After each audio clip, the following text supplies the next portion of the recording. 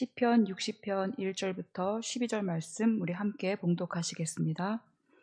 하나님이여 주께서 우리를 버려 흩으셨고 분노하셨사오나 지금은 우리를 회복시키소서.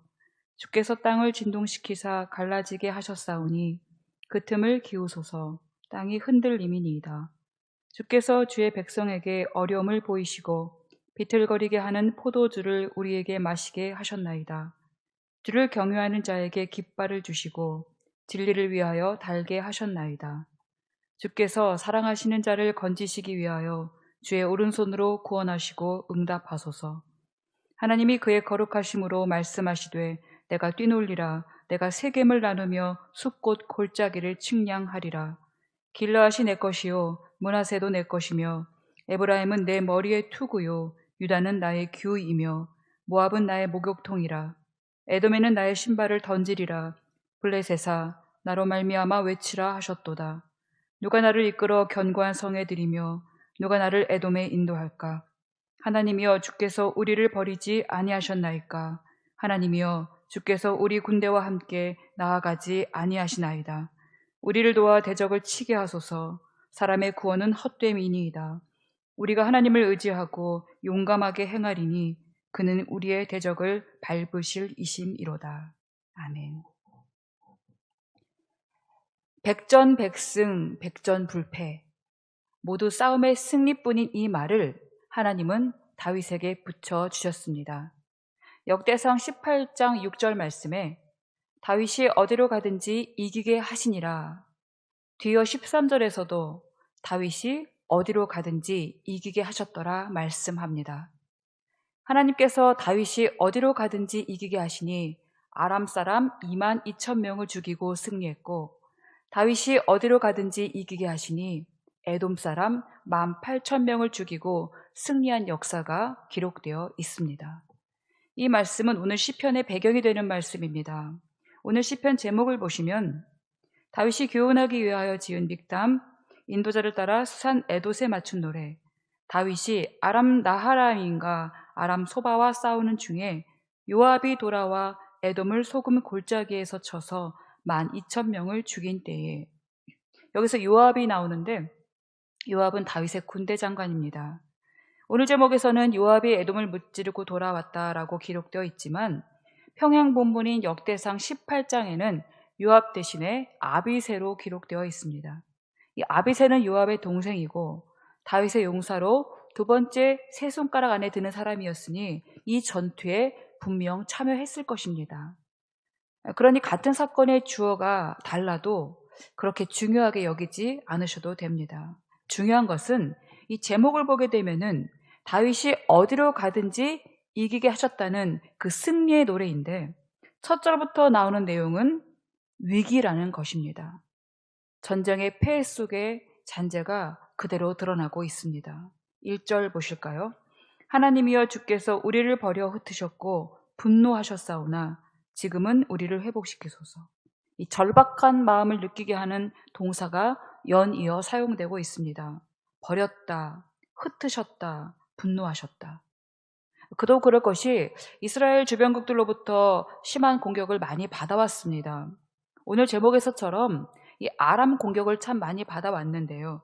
아람은 유브라데스 강을 중심으로 이 두 지역으로 나누어져 있습니다. 아람 나하라임은 유브라데스 강과 티그리스 강 유역의 메소포타미아 지역이고 아람 소바는 유브라데스 북부, 중부 시리아 지역인 강성국입니다.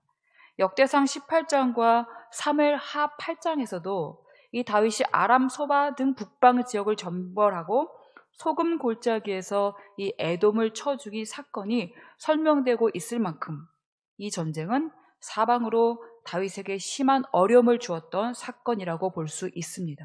결과적으로는 소금 골짜기 전투에서 다윗이 대승을 거두었지만 그 승리 전에는 아주 큰 위기가 있었고 그 위기 속에서 지은 시로 추정되고 있습니다. 1절부터 다시 보시면 주께서라는 말이 이 절마다 반복되어 나타납니다. 주께서 우리를 버려 흩으셨고 주께서 분노하셨고 또 2절 주께서 땅을 진동시키사 갈라지게 하셨고 3절 주께서 주의 백성에게 어려움을 보이셔서 비틀거리게 하는 포도주를 마시게 하셨다고 말합니다. 그렇다면 어떻게 백성들의 주께서 자기 백성들에게 이토록 진노하셨을까요? 다윗은 죄악이 하나님의 진노를 불러일으킨다는 것을 잘 알고 있었기 때문에 이 나라의 전쟁도 바로 우리의 죄로 인함임을 종종 고백해왔고 지금도 그런 마음일 것입니다. 그러나 오늘 시편에서는 이 모든 게 우리의 죄 때문이라고 죄의 고백을 표면적으로 드러내기보다는 회복에 더 초점을 맞추고 있습니다. 우리가 곤경을 겪게 된 것도 하나님의 손에서 일어난 일이라면 우리가 이 곤경에서 벗어날 수 있는 길도 오직 하나님께 달려 있다는 것입니다. 그래서 다윗은 가장 먼저 모든 일의 주관자이신 하나님께 회복을 간구합니다. 1절 보시면 주께서 우리를 곤경으로 몰아가셨다 해도 지금은 우리를 회복시켜 주옵소서 이렇게 간구하고 있지요. 2절에서도 하나님이 땅을 갈라지게 하셔서 우리가 심하게 고통받고 있지만 이제 갈라진 틈을 메워주셔서 이 땅이 흔들리지 않게 해주소서. 사람이 도무지 어떻게 할 수 없는 일들, 오직 하나님만이 하실 수 있는 일임을 고백하면서 이 전쟁의 승리는 하나님께 달려있음을 강조합니다. 그러면서 갑자기 하나님께 바싹 의지하는 기도를 드리고 있습니다. 4절입니다. 주를 경외하는 자에게는 깃발을 주셔서 진리를 위해 달게 해 주십시오. 5절, 주께서 사랑하시는 자를 건지시기 위해 오른손으로 구원하시고 응답해 주옵소서. 다윗은 하나님의 마음에 합한 자였습니다. 그래서 어떤 자가 하나님께 사랑을 입는지도 잘 알고 있습니다. 바로 주를 경외하는 자가 하나님께 사랑을 입어서 그래서 구원을 받게 된다는 것을 누구보다 잘 알고 있었습니다. 우리도 다윗의 이런 고백이 우리 삶에 늘 있었으면 좋겠습니다. 다윗은 지금 전쟁의 상황이지만 우리는 전쟁 같은 상황에 놓일 때가 많습니다.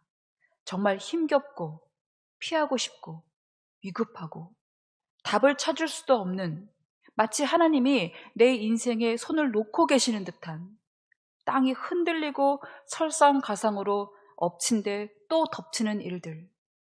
지금 우리는 코로나 바이러스로 수개월간 소망이 길을 잃어버린 삶을 사는 그런 분들 참 많습니다. 그런데 기나긴 장마와 폭우로 인해서 그 남은 삶의 떡마저도 다 무너져버린 삶을 살아가는 분들도 더 많다는 것입니다.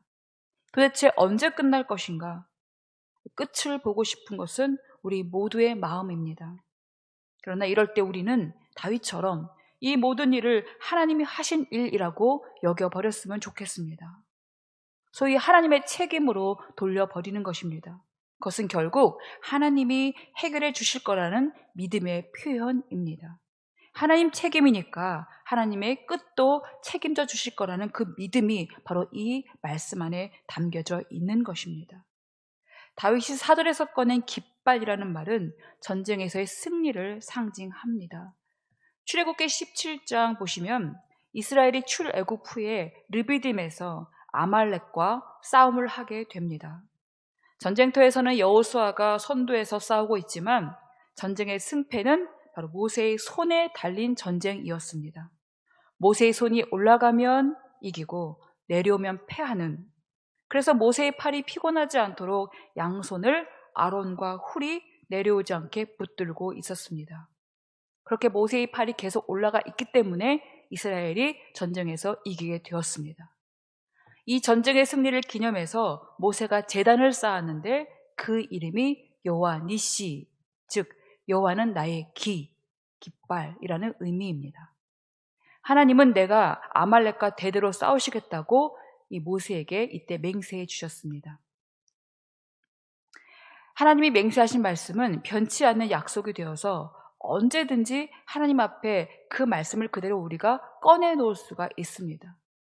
하나님은 아말렉은 이스라엘의 대적이 된 것을 말씀하셨는데 그 아말렉은 이스라엘의 대적의 대명사가 되어서 이제 이런 일을 만날 때마다 하나님께서 이스라엘 편이 되셔서 그 승리를 주시겠다라는 말씀입니다. 그 말씀을 우리도 꺼내는 것이죠. 저도 잊지 않고 있습니다. 하나님께서 하신 말씀, 잊지 않고 있습니다. 이렇게 당당히 하나님 앞에 그 말씀을 꺼내어 주장하면서 그 말씀대로 우리에게 행하여 주십시오. 이렇게 요청드릴 수 있다는 것입니다. 다윗은 기도의 용사지요. 그래서 그걸 알고 기도합니다. 응답의 비결을 아는 다윗은 하나님께서 하신 말씀을 그대로 인용하면서 하나님께서 이렇게 말씀하셨으니 그 말씀대로 제게 응답해 주십시오라고 승리의 깃발을 꽂고 기도한다는 것입니다. 우리 시편을 볼 때마다 항상 어떻게 기도해야 되는가 우리가 그 지혜를 얻게 되는데 오늘 시편에서의 핵심은 이것입니다. 승리의 깃발을 꽂고 기도하는 것. 그래서 다윗은 6절, 7절, 8절에 보시면 하나님께서 하신 말씀에 의지하여 기도하고 있습니다. 6절입니다. 하나님이 그의 거룩하심으로 말씀하시되 내가 뛰놀리라. 내가 세겜을 나누며 숲꽃 골짜기를 측량하리라. 여기서 특별한 지명들이 쭉 나오고 있는데 그것은 하나님의 승리를 담보한 장소들입니다. 하나님의 깃발이 꽂힌 정복지를 말한다는 것입니다. 세겜 숲꽃은 모두 야곱과 관련이 있습니다. 형 에서를 만나 지난 과후를 청산할 때 야곱이 형 에서와 헤어진 후에 간 곳이 바로 숲꽃입니다. 또 세겜 땅은 야곱이 밧단 아람에서 돌아와서 장막을 치고 하몰의 아들들에게서 밭을 샀던 곳입니다. 물론 딸 디나가 강간을 당하는 아픔도 있는 장소이긴 하지만 후에 여호수아가 백성들과 이곳에서 세겜 언약을 세우기도 하고 또 이스라엘의 도피성으로 삼을 만큼 주요 도시라는 것입니다. 또 7절 보시면 길르앗이 내 것이요 므낫세도 내 것이며 에브라임은 내 머리의 투구요 유다는 나의 규이며 이 길르앗도 요단 동편의 중심 도시입니다. 도피성으로 삼을 만큼 아주 주요한 도시였고 주변 국가들과도 주요 접전지가 될 만큼 나라의 길목이었습니다. 므낫세도 역시 요단 서편 땅의 주요 도시였고 또 요셉의 지파로서 아주 큰 땅을 차지하고 있었습니다. 에브라임 역시 북이스라엘의 수도가 될 만큼 아주 중요한 도시였는데 여기서 머리의 투구라고 말씀하시는 것은 어떤 공격도 다 방어할 수 있는 무기라고 표현하고 있는 것입니다. 유다는 나의 규라고 하는데 규는 보통 임금이 드는 호를 말하죠.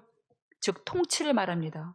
전쟁에서는 강력한 공격용 무기라는 의미를 갖고 있습니다. 즉 하나님께서 이스라엘의 방어와 공격용 무기 완벽한 것을 다 갖추시고 이 대적과 전쟁에 참여하시니 당연히 승리할 수밖에 없다라는 것이죠. 이제 8절 보시면 이방 나라들이 나옵니다. 모압은 나의 목욕통이라 에돔에는 나의 신발을 던지리라. 블레셋아 나로 말미암아 외치라 하셨도다. 이 모압, 에돔, 블레셋 모두 이스라엘 주변 국가들로서 하나님의 백성들을 무던히도 괴롭혔던 나라들입니다. 그런데 이 모든 나라들이 전부 하나님의 손 안에서 패했음을 나타내고 있습니다. 이 목욕통은 전쟁을 끝낸 승리자들이 이 몸을 씻는 행위를 묘사하고 있는 것이고요. 신발을 던지는 것도 승리한 자들이 하는 행동입니다. 블레셋에게는 외치라라고 말씀하시는데 이스라엘이 승리한 것을 보고 블레셋이 놀라 외침으로 이 모든 것은 바로 이스라엘이 승리했다는 표현입니다. 하나님께서 이렇게 말씀하셨으니 하나님을 의지하고 찾는 경건한 자들에게 하나님은 책임지시고 도와주시기를 바랍니다 라는 기도가 이 안에 담겨져 있는 것입니다. 그러면서 다윗은 9절부터 12절에서 나와 우리를 주어로 사용하면서 결국 기도의 응답을 받는 것은 하나님을 나의 주님이라고 부르는 나 그리고 우리들의 확신 속에 있음을 말씀하고 있습니다. 9절입니다. 누가 나를 이끌어 견고한 성에 들이며 누가 나를 에돔에 인도할까? 이 몰라서 묻는 질문이 아니죠. 수사적 의문문입니다. 나를 이끌어 견고한 성, 바로 하나님의 성에 들이실 이는 오직 하나님이십니다. 나를 에돔으로부터 구원하실 이는 오직 하나님이십니다 라는 말을 강조하고 있는 것입니다. 10절입니다. 하나님이여 주께서 우리를 버리지 아니하셨나이까? 하나님이여 주께서 우리 군대와 함께 나아가지 아니하시나이다. 1절에서와 같은 표현으로 하나님은 우리를 버리시고 우리가 계속 피하는 것을 보니까 전쟁 중에도 우리를 돕지 않는 너무하신 분으로 지금 언급하는 것처럼 보이지만 결국 우리를 버리지 않으시고 우리를 도우시는 분은 하나님밖에 없음을 확신하고 있는 말씀입니다. 11절입니다. 우리를 도와 대적을 치게 하소서. 사람의 구원은 헛됨이니이다. 다윗은 도움을 구해야 하는 곳이 어딘지 분명히 알고 있습니다. 다윗은 사울을 피해서 도망갈 때마다 도망가는 곳의 사람들을 의지했지만 그곳 사람들은 전부 다윗을 전부 다 고발하면서 사울에게 다윗이 여기 있다, 여기 있다라고 알렸던 것을 다윗은 몸소 경험했습니다. 너무너무 배신을 많이 당했었죠. 그렇기 때문에 다윗은 이렇게 말합니다. 사람의 구원은 헛될 뿐입니다. 그거 무엇을 고백합니까? 그래서 대적을 치는 힘은 오직 주님께로부터 나온다라는 것을 지금 또 한 다시 확신하면서 기도하고 있는 것이죠. 출애굽기 17장의 아말렉과의 전투에서의 승리는 여호수아의 담대함이 아니라 기도하는 모세의 팔이 내려오지 않는 것에 달렸던 것을 분명히 우리도 알고 있습니다. 뛰어난 전략 전술이 전쟁의 승패를 좌우하는 것이 아니라 하나님이 하신 말씀을 붙들고 기도하는 그 기도에 바로 전쟁의 승패가 달려있음을 알고 우리가 있다는 것이죠. 이제 다윗은 하나님께 모든 것을 겁니다. 나의 구원, 우리의 구원이 절대 사람에게 있지 않음을, 오직 하나님께 있음을 거듭거듭 깨닫습니다. 12절입니다. 우리가 하나님을 의지하고 용감하게 행하리니 그는 우리의 대적을 밟으실 이심이로다. 아무리 지독한 아말렉이라 해도 대대로 끝까지 싸우실 일은 오직 하나님뿐이십니다. 하나님께서 그렇게 말씀하셨습니다. 아무리 강한 모압, 에돔, 블레셋이 이스라엘을 괴롭히며 계속 넘어뜨리려 한다 해도 그들을 목욕통 삼으시고 신발처럼 벗어 던지시고 놀라게 하실 분도 오직 하나님이십니다. 어떤 대적도 하나님이 주인 되시는 이스라엘 앞에서는 다 패하고 밟힐 뿐이라는 말씀입니다.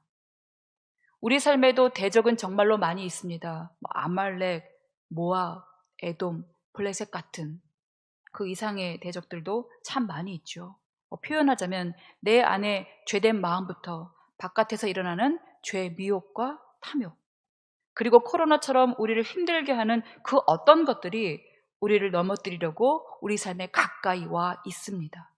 그러나 우리를 그렇게 쉽게 넘어뜨릴 수 없는 것은 하나님이 우리의 대적을 밟으실 오직 한 분이시기 때문입니다.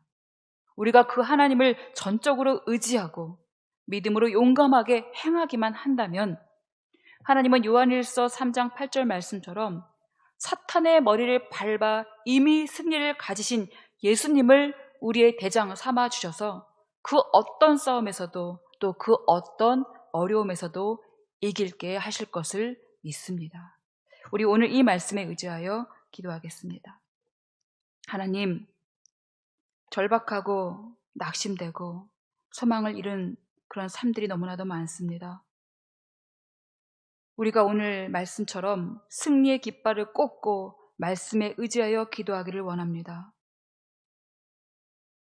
하나님은 우리의 대적을 잠깐 피하게 하시는 정도가 아니라 우리의 대적을 밟아 이기셔서 다시는 일어나지 못하게 하실 분이시기 때문에 우리가 오직 하나님만 의지하며 하나님의 말씀에 의지하며 살아갈 수 있는 우리 모두가 되게 하여 주시옵소서. 감사드리며 예수님의 이름으로 기도드립니다. 아멘.